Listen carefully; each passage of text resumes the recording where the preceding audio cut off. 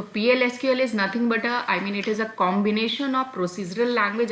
PL stands for the procedural language and SQL का आपको पता ही है कि क्या मतलब होता है, that is the structured query language. तो इन दोनों का कॉम्बिनेशन मिला के जो हम यहाँ पे प्रोग्रामिंग करेंगे that is nothing the PL/SQL platform, यहाँ पे आप कह सकते हैं. तो in a combination of procedural language, एक प्रोसीजर लिखेंगे किसी भी काम को करने का, तो वो हम यहाँ पर लिखेंगे with the help of this programming tool and a method to provide a programming feature to SQL. अभी तक आपने देखा कि वॉट एवर क्वेरी किसी भी कस्टमर का या किसी की भी क्वेरी है, तो based on the query you are retrieving the data और you are getting the data from the database. That is nothing but the structured query language. उसके नाम से ही लगता है कि क्वेरी करेंगे और उसके अकॉर्डिंग हमें डेटा मिल जाएगा. बट हम क्वेरी के साथ साथ अब हम according to the requirement of your client or your customer we are going to do some programming also, because the things which we are doing with the help of the SQL that is not sufficient. Sometimes we require something different also which is not available या which is not can be done by the SQL. उस चीज़ को करने के लिए हमें यहाँ पर PL/SQL की हेल्प लेनी पड़ती है. क्वेरी के साथ साथ हम उसमें कुछ प्रोग्रामिंग इंसर्ट कर दें तो हम क्वेरी भी यूज़ करेंगे और प्रोग्रामिंग के कॉन्सेप्ट के through according to the requirement of the client you are going to do some program also यहाँ पे. तो it is also called a method since it can not be activated independently. Most of the Oracle provides like SQL Star Plus, Forms, Report, Graphics, Oracle Manufacturing, etc. supporting the PL/SQL programming method. तो ये सारे platform है. PL/SQL का अगर मैं बात करूँ तो देखो Oracle कॉरपोरेशन बेसिकली जो है, हम यहाँ पे ये कहें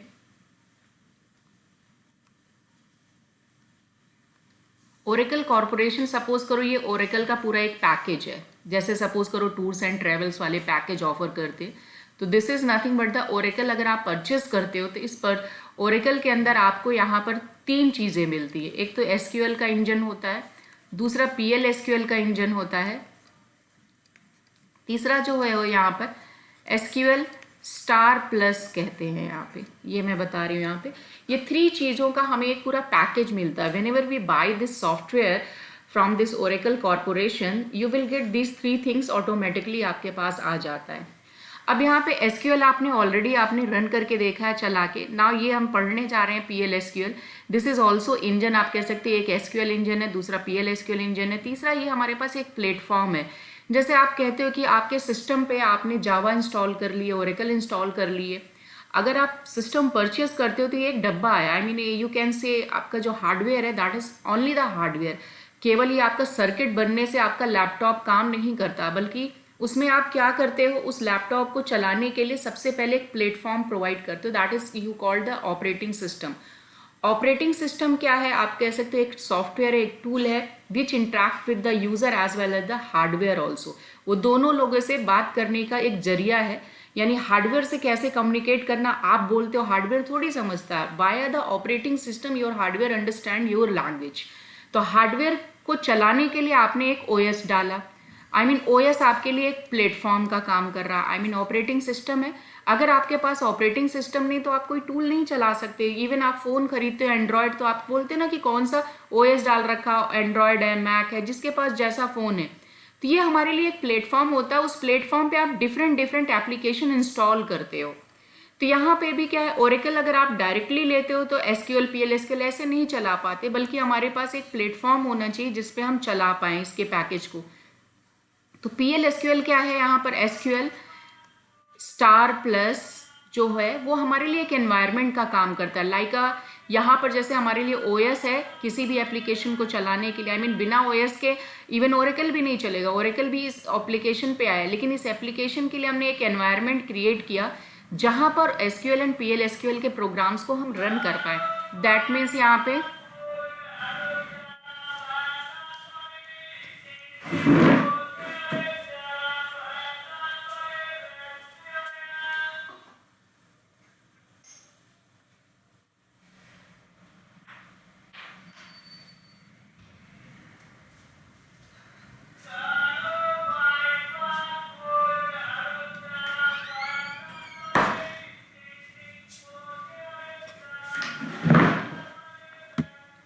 ना यहाँ पे हम बता रहे थे कि SQL स्टार प्लस क्या है, एक इन्वायरमेंट है, एक प्लेटफॉर्म है जहाँ पर ये आपका एसक्यूएल एंड PL/SQL जो है काम करता है, ये दोनों इस पर रन करता है। ये हमारे पास एक इन्वायरमेंट है, आप ये कह सकते हो कि ये कह लीजिए आप यहाँ पे ये SQL स्टार प्लस है, जिस पे आप कमांड लिखते हो। जो मैं विंडो ओपन करती हूँ वो that is nothing but the SQL star plus का एनवायरनमेंट है, जिस पे आपने क्या किया यहाँ पर SQL एंड PL/SQL के इंजन को। तो आपने यहाँ पे कह लीजिए यहाँ पे ये एक SQL पड़ा हुआ है, एक PL/SQL का यहाँ पर आपका डेटा पड़ा हुआ है, दैट मीन्स ये इंजन है, डेटाबेस है जिसे कहोगे। अब आपने यूज़र ने यहाँ से एक रिक्वेस्ट भेजी, तो ये जो रिक्वेस्ट भेजी वो यहाँ पे आपका जो PL/SQL है, सॉरी SQL स्टार प्लस है, वो इससे रिक्वेस्ट लेगा यूज़र से। ये रिक्वेस्ट फिर देखेगा, आइडेंटिफाई करेगा कि ये जो रिक्वेस्ट आई है from the user, it is related to what, related to SQL और PL/SQL। अगर वो SQL से रिलेटेड है तो उसे भेजेगा, SQL उसे सॉल्व करके वापस इस इन्वायरमेंट को भेजेगा, यूज़र को डिस्प्ले हो जाएगा ना। इसी तरह से अगर SQL स्टार प्लस ने ये जस्टिफाई किया कि ये PL/SQL का प्रोग्राम है, तो वो इस इंजन को भेजेगा और यहाँ से डेटा ये वापस आएगा। तो इट डिपेंड्स यहाँ पे कि ये जो हमारा एक मीडिएटर की तरह काम करेगा SQL एंड PL/SQL का। डायरेक्टली ना तो हम SQL को यूज़ कर रहे हैं ना ही PL/SQL को, बल्कि via this environment you can say यहाँ पे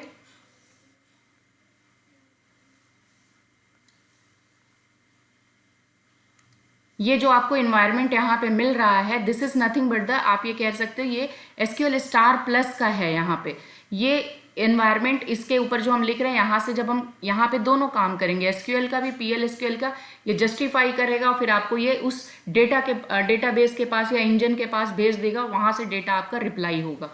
तो this is nothing but the concept of the, आप ये कह सकते हो कि यहाँ पे कैसे ये वर्क करता है, ये तीनों चीज में क्या रिलेशन है, वो मैं आपको बताना चाह रही थी।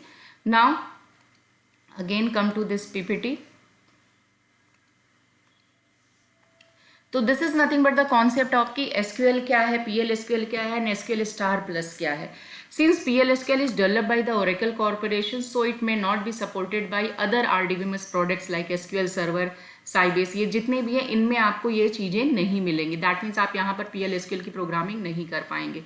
नाउ जैसे आप C लैंग्वेज या जावा आप लोग पढ़ रहे हैं, सेम चीज़ें हम यहाँ पर यूज़ ऑफ वेरिएबल्स का इस्तेमाल कर सकते हैं। कंट्रोल स्टेटमेंट में आप यहाँ पे क्या क्या लेते हो, कंट्रोल इफ एल्स कंडीशन जो आप अप्लाई करते हो वो भी आप यहाँ पे इस्तेमाल कर सकते हो। लूपिंग में आप यहाँ पे while loop, do while loop, for loop, जो भी आप वहाँ पे प्रोग्रामिंग में करते थे वो भी। Statement and commands for the specific task, ये भी हम कर सकते हैं। तो whatever we did in that previous thing that we can do here also. तो now the next one is कि कैसे हम वेरिएबल डिक्लेयर करेंगे, कैसे यहाँ पे वेरिएबल यूज करेंगे। This are the temporary location, because you guys know कि what do you understand by the variable. Variable is nothing but the memory location. अगर आप एक वेरिएबल डिक्लेयर कर रहे हो तो it occupies some space in the memory, that is the reason इसे हम बोलते हैं कि मेमोरी एलोकेशन। तो these are the temporary location in memory where values are the stored. This will be the identified by the names given by the program. Main purpose of variable is to pass the value from one process to another. अब देखो यहाँ पे इसका syntax क्या है, आप पहले variable का नेम लिखोगे, देन उसका डेटा टाइप लिखोगे, size and then initial values.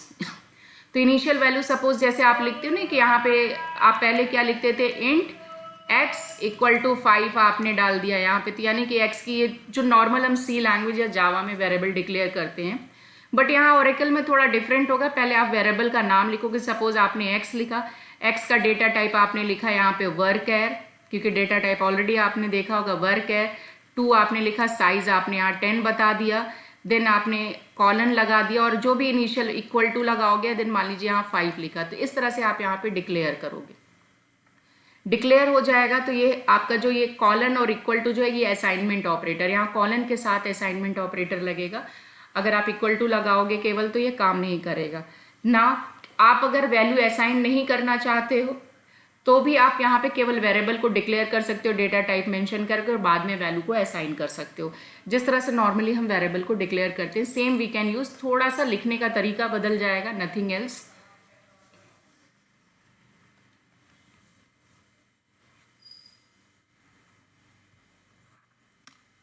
Now the next one is the conditional operation. यहाँ पे कि ये सारे मैं बहुत फास्ट में इसलिए बता रही हूँ क्योंकि ऑलरेडी आप प्रोग्रामिंग लैंग्वेज कर रहे हैं। अब देखिए यहाँ पे जो आएगा आपका नेक्स्ट, इफ़ कंडीशन जो है कंट्रोल स्टेटमेंट यानी कंट्रोल फ्लो इफ़ का क्या इस्तेमाल होता है वो आपको पता ही है। इफ़ कंडीशन, अब यहाँ पे नेस्टेड इफ़ का ही एग्जाम्पल है ये, तो इफ़ कंडीशन देन लगेगा। सी लैंग्वेज में आप देन का इस्तेमाल नहीं करते, बट यहाँ देन वर्ड लगेगा। देन स्टेटमेंट जो भी आपको लिखना होगा, लेकिन एल्स इफ़ में आप देखिए ELS, ई नहीं रहेगा, ई की जगह इफ़ आ जाएगा उसी में, और ये कंटिन्यूअस होता है, कोई गैप नहीं होगा। एंड फाइनली अगर आपको एल्स लिखना है, आई मीन केवल इफ़ एंड देन आपकी कंडीशन आ गई एंड देन उसके बाद आपको केवल एल्स पार्ट लिखना है। फाइनली आपको लिखना पड़ेगा यहाँ पे एंड इफ, ये क्लोजिंग यहाँ पे लिखना ज़रूरी है। ये नेस्टेड था और आप नेस्टेड में भी केवल one time he and if लगाएंगे, बार बार नहीं लगाएंगे।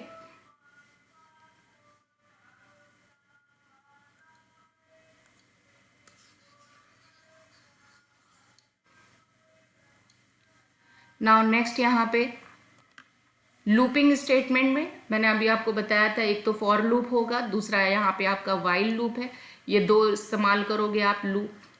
तो फॉर लूप का स्टेटमेंट ये होगा, फॉर वेरिएबल इन रिवर्स का मतलब अगर आपने यहाँ रिवर्स कीवर्ड यूज़ किया तो जो भी आपने लिखा, जैसे हमने असेंडिंग ऑर्डर में करना 1 से लेके 10 तक, तो आपने 1 से 10 ही लिखा है, लेकिन जब आपने रिवर्स कीवर्ड यूज़ कर दिया तो ये 10, 9, 8 इस तरह से नंबर को डिस्प्ले करेगा। आई मीन आपको वहाँ पे डिसेंडिंग ऑर्डर में डिस्प्ले करा है वो ऑटोमेटिक रिवर्स कर देगा। तो आपको यहाँ पे क्या करना है, फॉर कोई भी वेरिएबल मान लीजिए x लिख दिया, फिर इन लिखा आपने, फिर आपने स्टार्ट वैल्यू बता दी 1 से लेके 2 डॉट लगेंगे यहाँ पे बीच में, एंड देन आपने यहाँ पे एंड वैल्यू बता दी। By default it takes the step value 1। अगर आपको 2 या 4 का डिफरेंस डालना है तो आपको यहाँ पे देखिए जो भी स्क्वायर ब्रैकेट में मेंशन है इसका मतलब है कि वो ऑप्शनल है, इट्स नॉट कंपलसरी। तो ये जो स्टेप वैल्यू अगर आपने मेंशन कर दी तो उतने के गैप में दिखाएगा, otherwise by default it takes 1 difference लेगा। देन यहाँ लूप कीवर्ड होगा statement and then end loop, जैसे इफ में था, हर चीज़ में यहाँ PLSQL में एंड कीवर्ड जरूर आता है। जो भी हम ओपन करते हैं काम करने के लिए उसे क्लोज करना बहुत जरूरी होता है। The statement between loop and and loop will be executed for के बाद कोई ब्रैकेट नहीं रहेगा ना?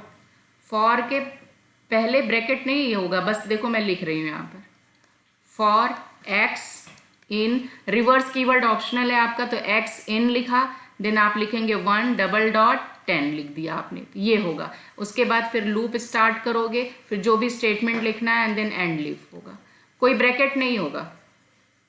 वेरिएबल का नाम होगा, एक्स की जगह आप YZ कुछ भी ले सकते हो। अभी प्रोग्राम में मैं सभी का यूज़ करके दिखाऊंगी, तो डोंट वरी कि कैसे करेंगे। अभी मैं बहुत तेज़ी से इसलिए बता रही हूँ कि you guys know the Java वगैरह का सारी चीज़ें कॉन्सेप्ट आपको क्लियर होंगी। तो यहाँ पे कुछ नया नहीं है, बस लिखने का तरीका थोड़ा सा बदल रहा है और कुछ नहीं।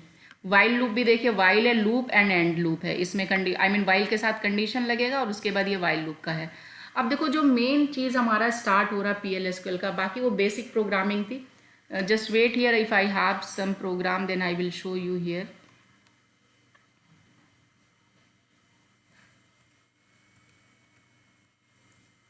कि मैंने कहीं तो लिखा था,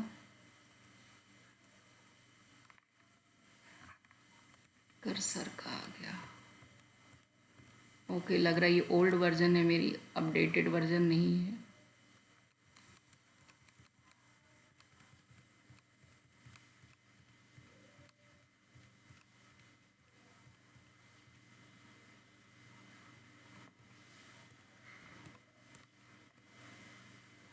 बेसिकली हम जो यहाँ से वो बाकी चीज़ें तो आपने सी वाली चीज़ें ही पढ़ी हैं। अब जो नया हमें जो बेसिक प्रोग्रामिंग है, आई मीन जहाँ से PLSQL बेसिकली स्टार्ट होता है, जिसके लिए हम क्वेरी के लिए काम कर रहे हैं, वो यहाँ से स्टार्ट होता है। वो जैसा हम सी में कर रहे थे सेम वहाँ पर भी वो सारी प्रोग्राम हम कर सकते हैं कि 2 नंबर को ऐड करना है, ग्रेटेस्ट निकालना है, ये सारी चीज़ें तो हम वहाँ पे कर सकते हैं। अब यहाँ पे देखिए बेसिकली यहाँ पे जो PLSQL है हमारा क्या है, स्ट्रक्चर्ड प्रोग्रामिंग लैंग्वेज है। स्ट्रक्चर्ड प्रोग्रामिंग लैंग्वेज में देखिए यहाँ पे कह रहा है PLSQL provides its program structure in the form of block that can be executed or called by any front-end tool that supports PLSQL programming method. PLSQL provides following types of blocks. हमारे पास ये सारे blocks हैं PLSQL में। एक तो ये एनोनोमस block है, इसके कुछ प्रोग्राम्स हम अभी देखेंगे। दूसरा फिर फंक्शन पे होगा, प्रोसीजर होगा, पैकेज होगा, ट्रिगर होगा। आपके जो YKTU के सिलेबस में जो मेंशन है वो देखिए, एक तो ये ट्रिगर मेंशन था, प्रोसीजर था, आई मीन ये सारा ही आ जाता है, उन्होंने तो बस एक टॉपिक मेंशन कर दिया। लेकिन ये सारी चीज़ें बहुत डिटेल में है, एक एक जैसे आपने सी में पढ़ा होगा ना, स्ट्रक्चर्ड के प्रोग्राम, स्ट्रक्चर का प्रोग्राम, फाइल का, पॉइंटर का, एरे का, इसी तरह से यहाँ पर भी एनानोमस ब्लॉक। तो जो भी हम कोड लिखते हैं वो यहाँ पर कैसे लिखेंगे, तो लेट्स डू सम एग्जाम्पल्स। पहले मैं आपको कुछ बेसिक बता दूँ, वापस ओरेकल पे आ जाती हूँ मैं।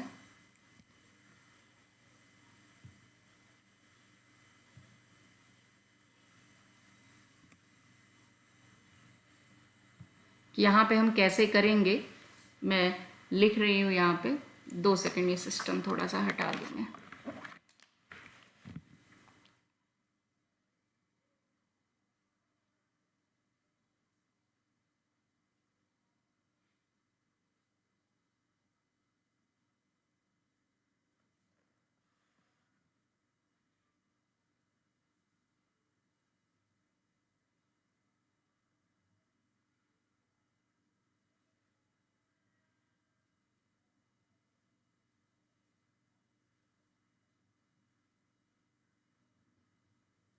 सबसे पहले मैं आपको यहाँ पर ये बता दूँ कि अगर हमें कोई आउटपुट डिस्प्ले करना है, सी लैंग्वेज में आप लोग क्या लिखते हो, प्रिंट स्क्रीन लिखते हो, I mean sorry print F लिखते हो, प्रिंट स्क्रीन नहीं। जावा में भी आपका, तो यहाँ पे if you want to display some output तो आपको लिखना पड़ेगा, मैं यहाँ कैप्स ऑन करती हूँ, DBMS अंडरस्कोर आउटपुट। ये आप अभी प्रोग्राम नहीं लिख रही हूँ, सिर्फ आपको बता रही हूँ कि यहाँ पे अगर मुझे कुछ डिस्प्ले कराना है ऑन द स्क्रीन तो what is the command for that. ये है आपका,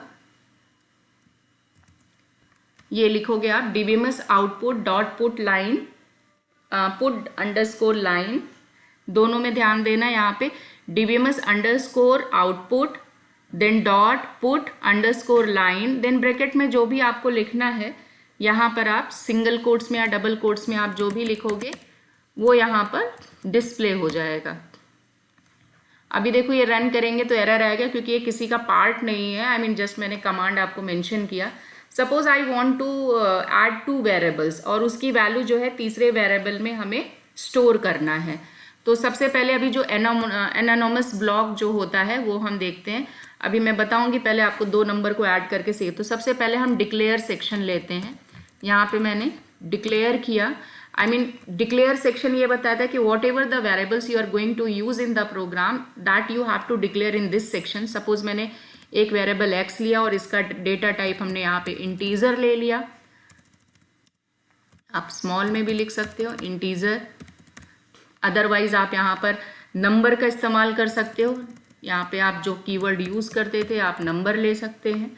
एंड देन यहाँ पे अभी मैं इनिशियली कुछ असाइन नहीं कर रही तो बस ऐसे ही लिख दिया। इसी तरह से मैंने y ले लिया, y का डेटा टाइप मैंने नंबर ही ले लिया। नाउ नेक्स्ट हम यहाँ पर ले लें तीसरा वेरिएबल जिसमें हमें स्टोर करना है, तो z ले लिया और हमने इसको लिख दिया यहाँ पर नंबर। नेक्स्ट अब हम यहाँ पे क्या है, क्योंकि अब हमने तो डिक्लेयर कर दिया, डिक्लेयर सेक्शन में हमने यहाँ पे वेरिएबल डिक्लेयर कर दिया। इवन अगर आप चाहो तो यहाँ पर स्टोर भी कर सकते हो वैल्यूज़ को। जैसे अगर मैंने यहाँ स्टोर करना है तो मैंने आपको बताया था कि आप यहाँ पे चाहें तो साइज़ मेंशन कर दीजिए। मान लीजिए मैंने यहाँ पे 2 साइज़ लिख दिया है इसका, इसी तरह से इसका भी 2 लिख दिया और इसको स्टोर करना है उसका भी साइज़ 2 ही ले लिया मैंने। सॉरी इसको स्टोर करना है तो आपने यहाँ पे double colon and then equal to लगाया। सपोज करो मैंने यहाँ पे 5 डाल दिया, यहाँ पे भी कॉलन इक्वल टू मान लीजिए मैंने 10 डाल दिया। एंड क्योंकि हमें यहाँ पर जेड में वैल्यू को स्टोर करना है, then I start here begin. Begin section में क्या करेंगे, हम इसको कैलकुलेट करेंगे। अब कैलकुलेट करने के लिए हम क्या करें, जेड इक्वल टू, अब देखिए यहाँ पर भी जब भी हम स्टोर की बात करेंगे तो कॉलन इक्वल टू लगेगा and then x plus y and then put the semicolon. अब हम z की वैल्यू को डिस्प्ले कराना चाहते हैं यहाँ पर, तो अभी जो मैंने आपको कमांड बताया था that is DBMS underscore output dot put line, I mean underscore then line and then आप जो भी यहाँ पे वेरिएबल है दैट इज़ अ जेड, उसे आप यहाँ पे लिख देंगे एंड दिस जब हमारा बिगिन सेक्शन हो गया तो इसका मतलब हमारा कोड कंप्लीट हो गया. End the program and run this.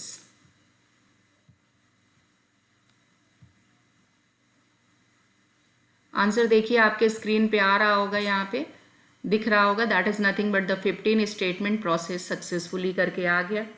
तो यहाँ पर आप देख सकते हो कि कैसे यहाँ पे दो नंबर्स को मैंने डिक्लेयर किया, that is the 5 and 10.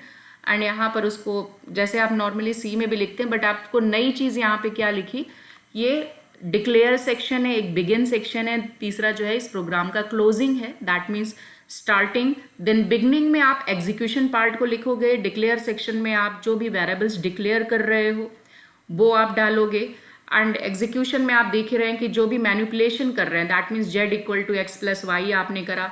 Even if you want to do the multiplication, यहाँ पे आप मल्टीप्लिकेशन कर सकते हो. And run this, then the answer will be 50. यहाँ पर आ गया. एंड देन जो भी आपको डिस्प्ले कराना है वो dbms output dot put line से आप उसे डिस्प्ले करा सकते हो. तो this is nothing but the your answer यहाँ पे आपके सामने आ गया. तो ये स्मॉल प्रोग्राम है जो आप नॉर्मली सी वगैरह में भी करते हो, सी लैंग्वेज में. तो आप यहाँ पे उस चीज़ को कर सकते हो. सेम यहाँ पे अब चलो आप सब लोग यहाँ पे, अगर 2 मिनट का टाइम देती हूँ, आप लोग यहाँ पे देखो करके कि अगर दो नंबर हैं, इन दोनों में अगर ग्रेटर कौन सा है, आई मीन जैसे एक्स एंड वाई में मेरा ग्रेटेस्ट नंबर कौन है वो डिस्प्ले कराना है, तो आप कैसे करोगे. सेम आपके पास ये कोड लिखा है, इसमें क्या चेंजेस करेंगे कि आई can get the greatest number between two numbers, कैसे लिखोगे. Take the 2 minutes time and do this.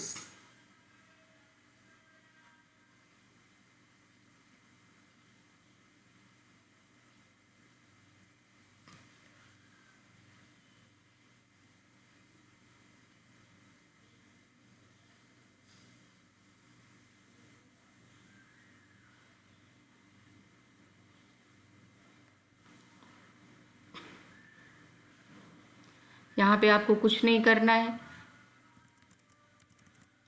Z का कोई रोल ही नहीं आएगा. इसमें आप क्या लिखोगे बिगिन सेक्शन में, if x is greater than y, then मैंने आपको अभी बताया था, देन आपको क्या लिखना है, dbms में आप यहाँ पे लिख सकते हो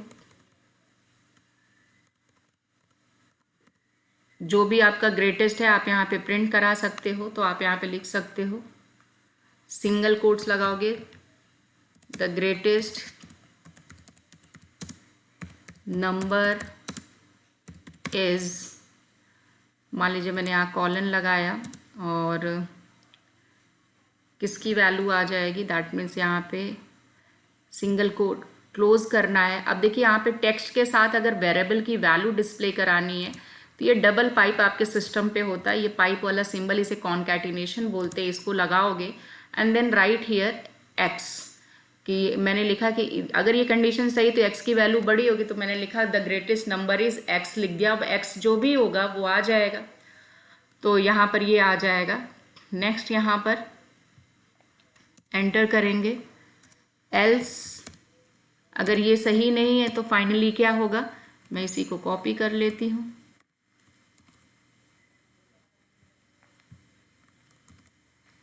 तो आप यहाँ पे x की जगह y लिख देंगे, the greatest number will be y. आप यहाँ पे लिख भी सकते हो, मेंशन कर सकते हो x, और यहाँ पे आप लिख सकते हो y, और उसकी जो वैल्यूज है वो भी डिस्प्ले हो जाएगी.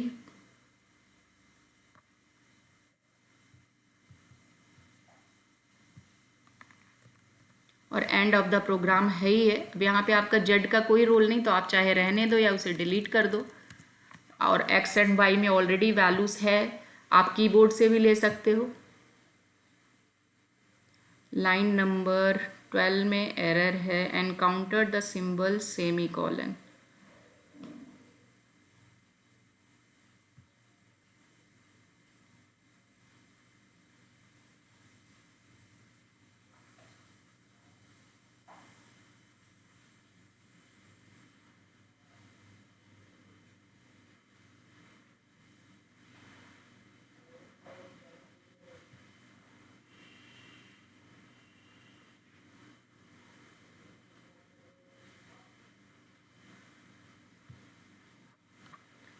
if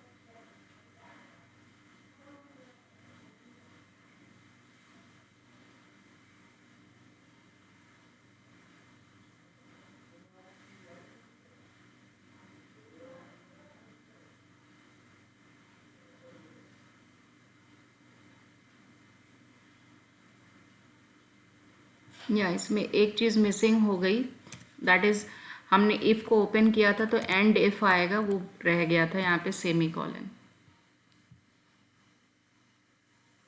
आंसर आ गया। कई बार एरर पकड़ने में टाइम हो जाता है, तो मैंने बोला था कोई भी काम करेंगे तो उसका ओपनिंग होगा तो उसका क्लोजिंग भी होगा। तो बिगिन के बाद हमने इफ़ को ओपन किया था, देखिए एरर ये कुछ और दिखा रहा था, जबकि क्लोजिंग वहाँ पे लिखा नहीं था, तो कई बार आपको आइडेंटिफाई करना पड़ेगा। तो ना यहाँ पे if x greater than y, then ये आ गया। तो अब देखिए साथ ही स्टेटमेंट के साथ, तो जो स्टेटमेंट होगा इसे ध्यान दीजिएगा, सिंगल कोट्स में मैंने क्लोज किया and it must with the concat with the output, तो मैंने ये डबल पाइप लगाया और एक्स लिखा ताकि एक्स की वैल्यू आ सके। बट यहाँ पे सेकेंड पार्ट एग्जीक्यूट हुआ क्योंकि वाई की वैल्यू ग्रेटर है, तो यहाँ पे y इक्वल टू 10 आ गया। तो this is nothing but the way to do the programming in the PL/SQL, कि कैसे आप छोटे छोटे प्रोग्राम्स, जो भी प्रोग्राम्स आपने सी लैंग्वेज में करें या जावा में करें, all the things you can do here similarly.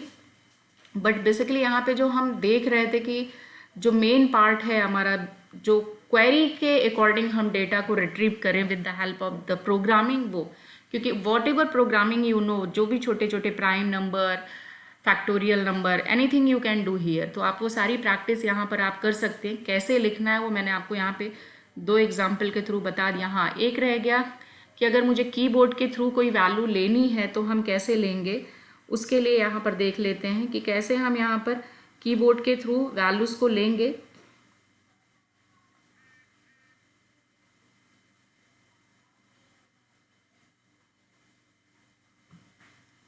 तो कीबोर्ड के थ्रू अगर मुझे यहाँ पर वैल्यू को लेनी है तो हम यहाँ पे क्या करेंगे, पहले तो वैल्यू को मैं यहाँ पे डिलीट कर देती हूँ, दैट इज़ अ, यहाँ पे जो 5 और 10 मैंने लिया है इसको रिमूव कर देते हैं।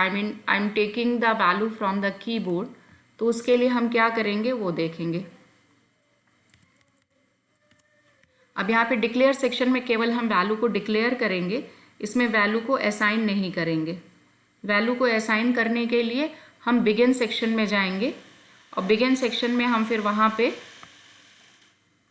बिगिन सेक्शन में जाके यहाँ पर उस वेरिएबल की वैल्यू असाइन कर देंगे।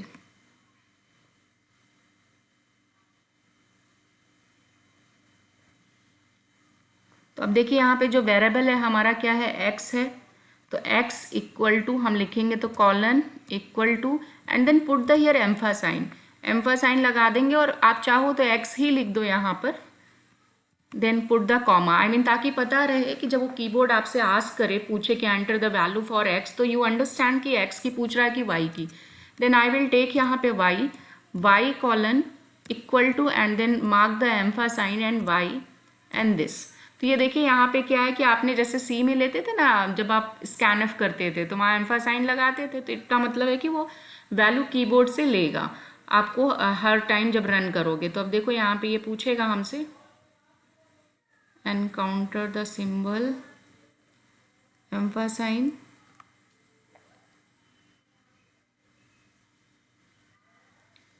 when expecting one of the following,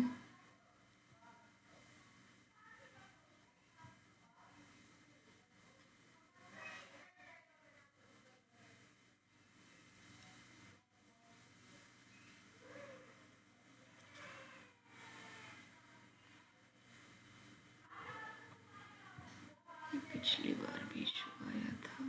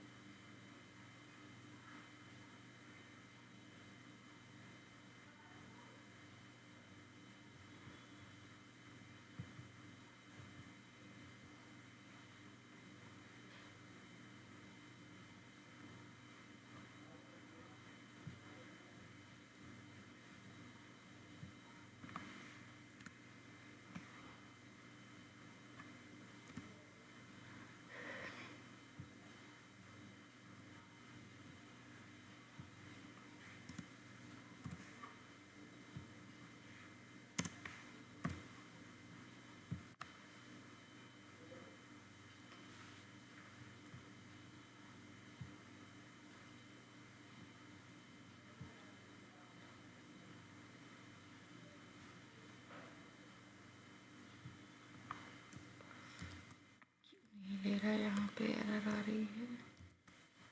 किसी किसी वर्जन में ना इनका थोड़ा सा मॉडिफाई हो जाता है, एम्फासाइन एक्स सेमी कॉलन ही लगाते हैं, लेकिन क्या एरर बोल रहा है, encounter the symbol ampersand when expecting one हो, मे बी शायद डबल कोट्स मिले।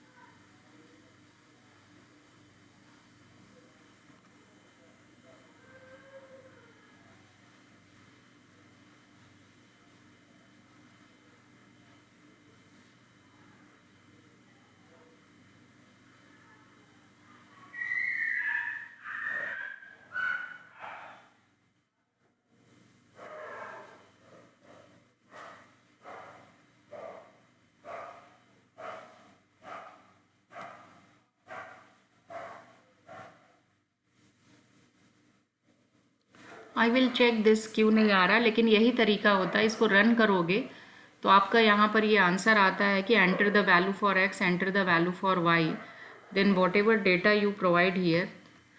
याद नहीं आ रहा लास्ट टाइम कैसे, ये कुछ एरर आ रहा था इस वर्जन पे, तो मैंने इसे करेक्ट किया था।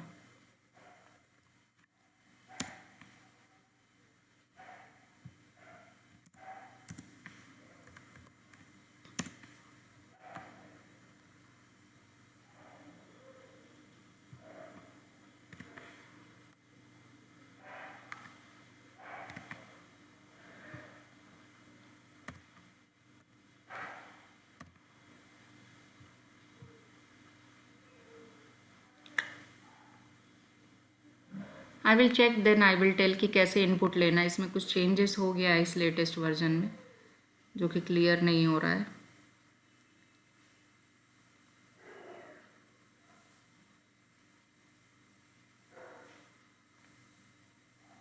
Now come to this anonymous block. तो यहाँ पे जो ये 5 ब्लॉक्स यहाँ पे देखा, तो दैट इज़ नथिंग बट ये, तो no name for this block. अब देखो जैसे यहाँ पे क्या होता है, हर ब्लॉक का अपना नाम होता है। जैसे फंक्शन का नाम रखते हो आप, add function, subtract function, procedure का भी कुछ ना कुछ नाम होता है। तो ये एनोनोमस ब्लॉक को हम विदाउट नेम रखते हैं। तो no name for this block, no storage place in Oracle database, every time it must be loaded into memory buffer for execution, can be executed from the tool when it is created.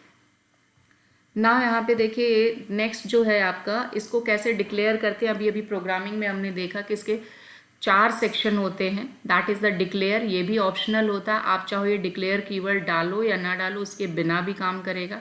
Second portion है आपका begin, but ये begin keyword आपको इस्तेमाल करना पड़ेगा, ये compulsory, इसे आप अवॉइड नहीं कर सकते।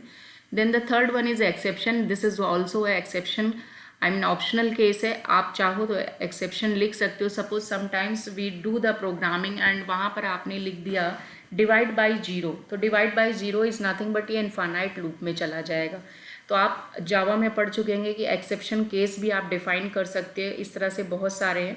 तो इसका पूरा पार्ट ही है, I will discuss that one कि एक्सेप्शन कैसे आप डिफाइन कर सकते हैं। एक तो सिस्टम डिफाइंड कुछ एक्सेप्शन केसेस हैं, इवन यूज़र अपना भी एक्सेप्शन केस यहाँ पर डिफाइन कर सकते हैं। एंड फाइनली एंड सेक्शन, जो कि अभी हमने प्रोग्रामिंग में देखा था। नाउ ये उसके सारी चीज़ें हैं कि एसक्यूएल में कहाँ कहाँ हम इसका इस्तेमाल कर सकते हैं। Things allowed in PL/SQL block. तो अब एसक्यूएल से हम क्या क्या चीज़ें इसमें यूज़ कर सकते हैं। एक तो DML that is update, delete, insert, इनका इस्तेमाल कर सकते हैं। डेटा क्वेरी का इस्तेमाल कर सकते हैं। TCL का मतलब है transaction control language, that is the commit roll back का भी हम इस्तेमाल कर सकते हैं PL/SQL में। Data types, operators and functions, ये सारी चीज़ें डेटा टाइप्स जैसे वर्कर, कैर, ये जो भी चीज़ें हमने पढ़ी वो सारा हम यहाँ पे डाल सकते हैं। Now the next one is, अभी जो एनवायरनमेंट के बारे में स्टार्टिंग में हमने डिस्कस किया था, तो रिप्लेसमेंट एम्फासाइंड वेरिएबल्स जो अभी हमने यहाँ पे यूज़ किया था to take the input from the keyboard which was not working, तो यहाँ पर वो भी इस्तेमाल कर सकते हैं। नाउ PL/SQL में हम क्या क्या ले रहे हैं, डेटा टाइप्स है, ऑपरेटर्स हैं, फंक्शंस हैं, प्रोसीजर्स हैं, पैकेज हैं, कमांड्स हैं, स्टेटमेंट, इन सभी का इस्तेमाल कर सकते हैं। To display the data on the screen, इसके लिए अभी मैंने आपको बताया था DBMS आउटपुट पुट लाइन का इस्तेमाल करेंगे। Generally SQL star plus suppose suppress the output from the server. To get the output on the screen we need to actually अगर हम कमांड लाइन पे काम कर रहे होते तो हमें ये कीवर्ड का इस्तेमाल करना पड़ता सेट सर्वर आउटपुट ऑन करके, बट यहाँ पे GUI फीचर का इस्तेमाल कर रहे हैं तो यहाँ पर वो चीज़ लिखने, आप देख रहे थे प्रोग्राम को हम रन कर रहे थे, आउटपुट आ रहा था। बट अगर यही कमांड लाइन पे कर रहे थे, जो ब्लैक वाली स्क्रीन स्टार्टिंग में मैंने बताई थी, आप उस पर कर सकते, तो उसमें हर चीज़ आपको लिखना पड़ता है, तो वहाँ पर ये कीवर्ड आपको डालना पड़ता PL/SQL के प्रोग्राम को रन करने से पहले। अदरवाइज वो प्रोग्राम रन होता और बोलता प्रोग्राम रन सक्सेसफुली वर्किंग, लेकिन आउटपुट डिस्प्ले नहीं होता, तो उसके लिए आपको ये कीवर्ड मार के एंटर करते तो वो ऑन हो जाता, तो आई मीन आउटपुट भी आपको दिखने लगता।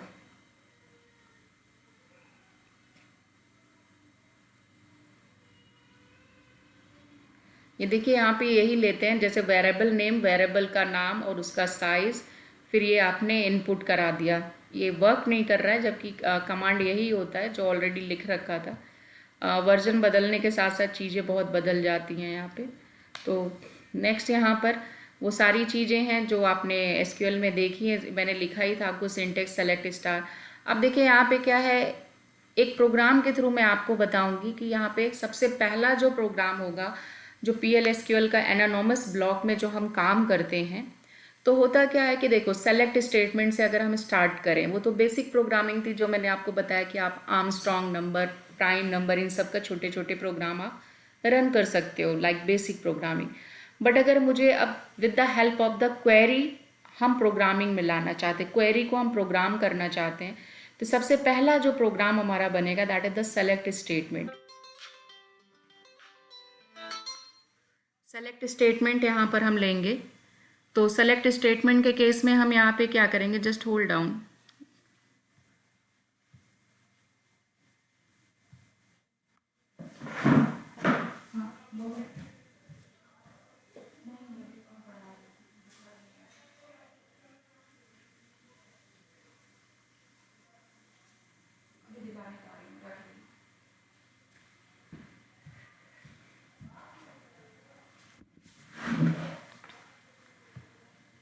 तो नाउ यहाँ पे क्या है कि जो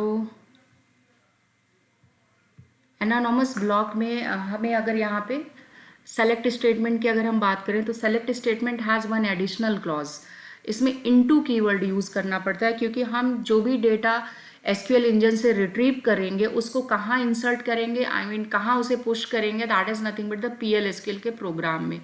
तो select statement has one additional clause that is the into statement, या into keyword you can say, when used in the PL/SQL block it gets the data from the database table and is stored into the variable, and then from the variable it can be used for the different purpose। तो हम सबसे पहले देखो यहाँ पे क्या किया, select star keyword लिया, इनटू उस वेरिएबल का नाम लिखोगे, फ्रॉम जिस टेबल से डेटा लेना है, वेयर कंडीशन जो भी लगाना है, हैविंग ऑर्डर बाई लगा सकते हैं।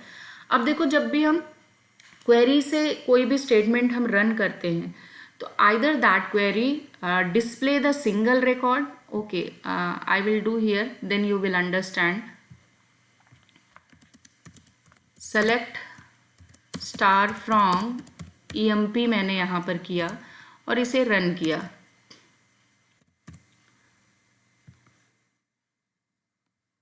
तो आप देख सकते हैं कि यहाँ पर कितना रिकॉर्ड आया, आप देख रहे हैं यहाँ पे 10 दिखा रहा है, जबकि इस टेबल में 14 रिकॉर्ड्स हैं, 14 ही आएगा यहाँ पे डिस्प्ले। तो आप देख रहे हैं कि by this query I got the answer multiple records. कहने का मतलब एक सिंपल सी क्वेरी अगर मैं लिखूँ तो I can get either the single record और मल्टी रिकॉर्ड और नो रिकॉर्ड।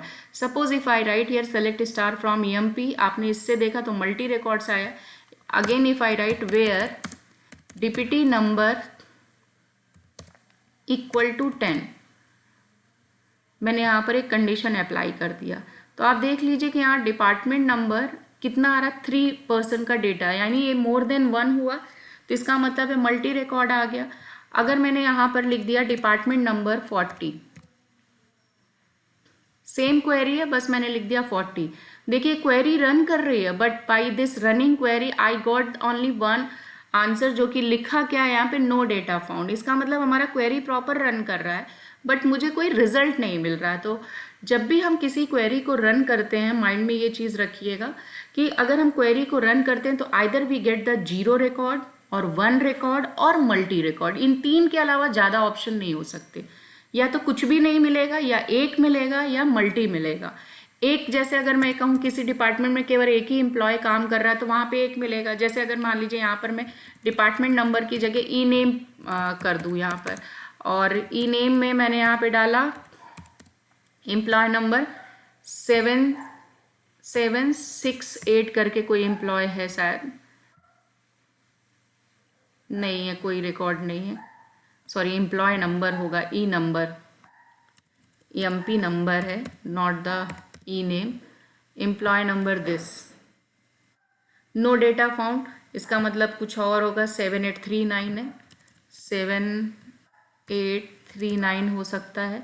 तो आपने देखा एक एम्प्लॉय नंबर मैंने डाला, उसने बोला कोई रिकॉर्ड नहीं है। अब मैंने एम्प्लॉय नंबर डाला तो एक एम्प्लॉय का नाम आ गया, दैट इज़ द किंग। तो आपने देखा सिंगल रिकॉर्ड भी मिल सकता है, या 0 रिकॉर्ड मिलेगा, या 1 मिलेगा, या मल्टी रिकॉर्ड मिलेगा। तो जब भी सेलेक्ट स्टेटमेंट हम इस्तेमाल करते हैं तो हमारे पास 3 ऑप्शन है, या तो हमारे पास एक मिलेगा, या मल्टी मिलेगा, या 0 मिलेगा। ये चीज़ यहाँ पर ये मिला हुआ देखो। तो number of variables depend upon the number of column selected from the database. Suppose अगर किसी ने कहा कि जी मुझे तो एम्प्लॉय का नाम डिस्प्ले करा दो, जिसकी कंडीशन ये है, तो केवल एक वेरिएबल आपको डिक्लेयर करना होगा। अब देखिए वेरिएबल का नेचर क्या होता है, एक वेरिएबल जो होता है एट ए टाइम केवल एक ही वैल्यू को ले सकता है, एक से ज़्यादा वैल्यू को नहीं ले सकता। तो ये भी आपको ध्यान देना होगा। तो यहाँ पर एरर आने के चांसेस हैं, यानी कि जब भी आप इसके लिए प्रोग्राम लिखेंगे तो वहाँ पर एरर क्या आ सकता है, यहाँ पर आपको एक्सेप्शन केस लगाना पड़ेगा। नहीं लगाओगे तो वो ऑटोमेटिक सिस्टम जनरेटेड हो जाएगा और आपको समझ में नहीं आएगा। आप ऑप्शनल में ले सकते हो, लगाओगे तो आपकी समझ में आएगा।